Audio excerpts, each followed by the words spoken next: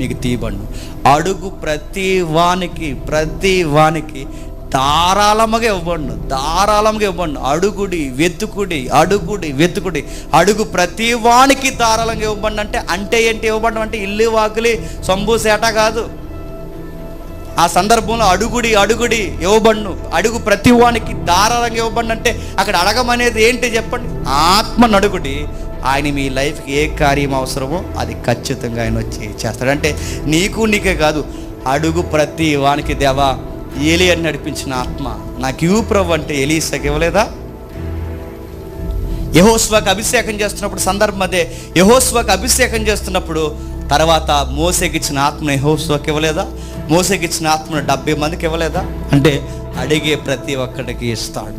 అపోస్తులకు ఇచ్చిన ఆత్మ, ఆది సంఘానికి ఇచ్చిన ఆత్మ, హతసాక్షులకు ఇచ్చిన ఆత్మ నడిపింపు నాకు కూడా ఇవ్వు ప్రభు అంటే దేవుడు మనకు ఖచ్చితంగా ఇస్తాడు.